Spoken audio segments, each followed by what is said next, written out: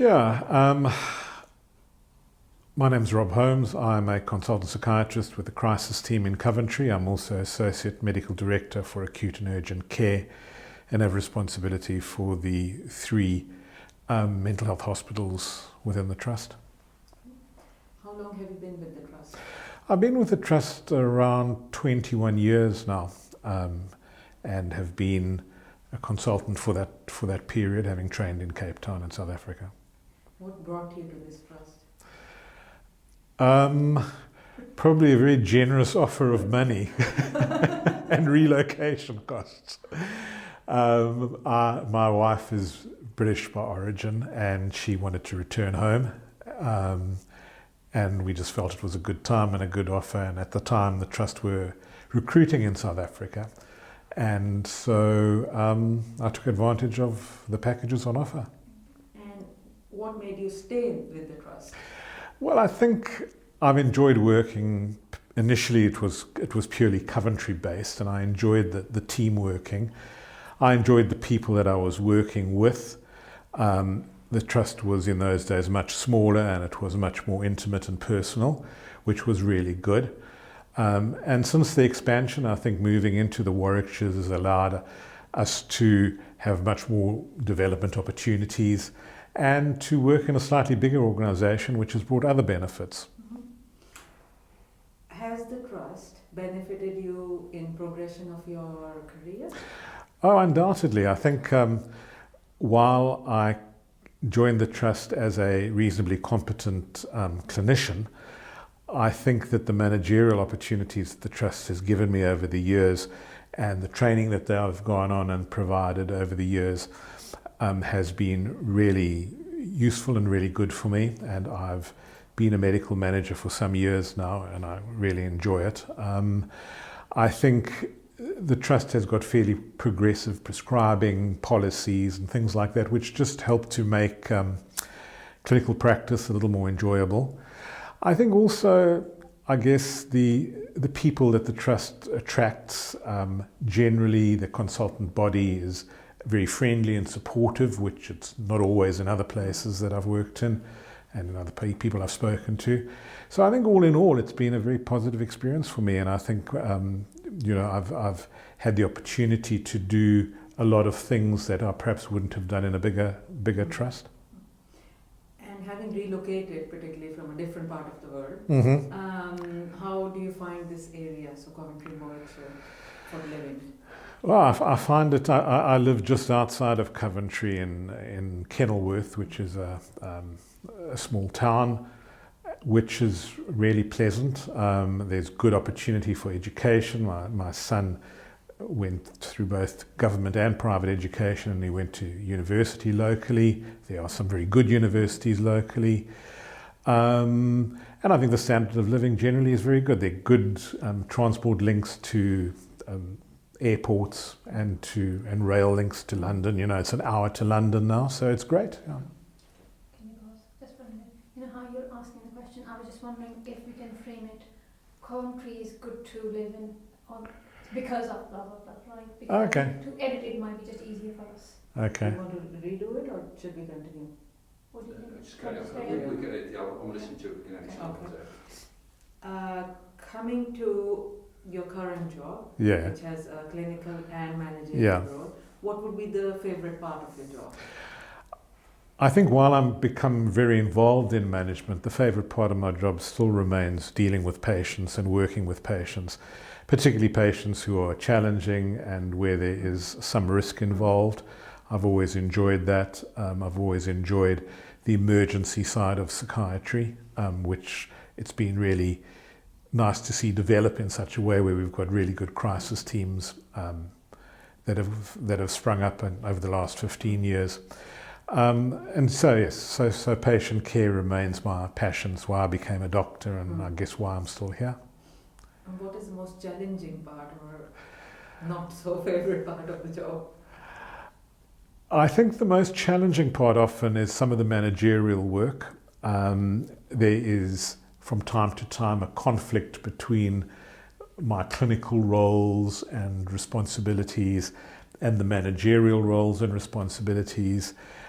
some of the financial challenges which are inevitable in the NHS and pervade year after year. But I think those are things that I've got used to, and it's been really good for me to be able to be made to face them and work within them, which I think has helped me to develop as a professional and as a medical manager. Do you think it's been beneficial that being a psychiatrist and being a manager, does it help in developing services better? I think medical managers play a huge role in service development. I think medical managers help shape service development in ways that perhaps without them would be lacking. I think we bring an insight into what is required. I think that we really champion the cause of seriously mentally ill people. I really believe that while the emphasis at the moment over the last few years is on the expansion of acute psychiatry and urgent care, I think that in some ways has been to the detriment of people with serious mental illness. And I do think that having medical managers involved can help raise that and can maintain a focus on seriously mentally ill service provision.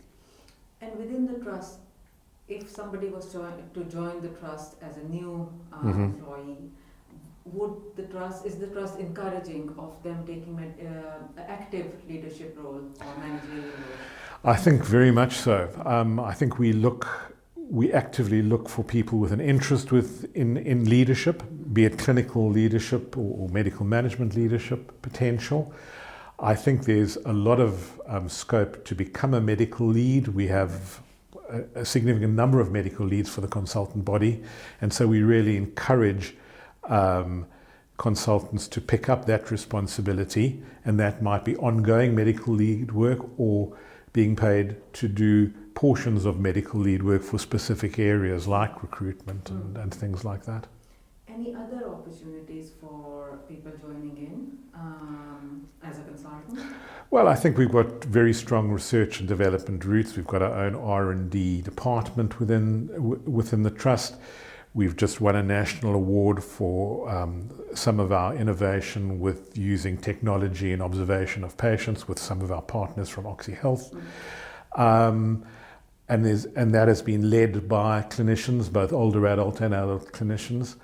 I think that there are significant opportunities around the whole QI initiative that we've got on at the moment, which will only get more and more. And I think that the trust has always promoted personal development. CPD remains funded, and we hope it will continue to be that. I think that study leave is given very freely as long as it's appropriate. So I really think there's every opportunity for young consultants to develop in a way they'd like to develop. I think we are looking increasingly at innovative job descriptions and teaming up different posts. I'm just advertising now for a split inpatient crisis resolution home treatment team roles, which is the first time we've done that, but I think it's being done elsewhere and it looks like a really interesting way of doing things. So I think the trust is very open. As you also probably aware, we've recently got significant money for the expansion of crisis and urgent care services. Our AMAT services are being developed up to Core 24 standards. So there's a lot after a few years of very little money, there is money coming into the service now, so it's quite an exciting time, I think, to get involved and to join us. And what would you be looking for in a potential applicant? I'd be looking for someone who is a good clinician, first and foremost. I would be looking for someone who can get on with their colleagues and work within an MDT. I would be looking for someone who has an enthusiasm for working with people.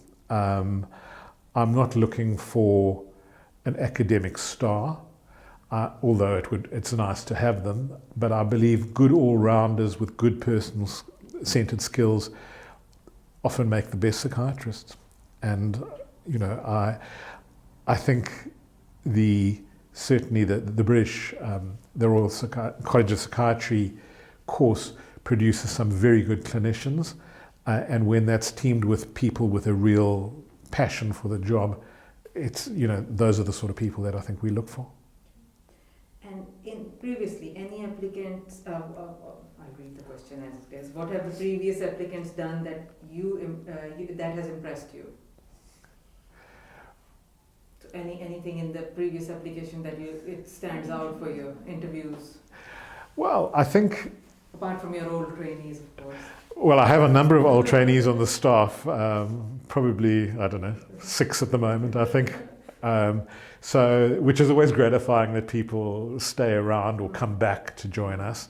So that, but I think what would encourage me to ask to see a person or to shortlist someone, if they meet the minimum requirements, obviously, in the person spec, would be people who've done a little more, who've shown that they are able to work within an MDT team, that are able to synthesize problems adequately, that are able to think a little bit laterally around problems, but people with real empathy and with real passion for doing the job, which is seeing patients and treating patients.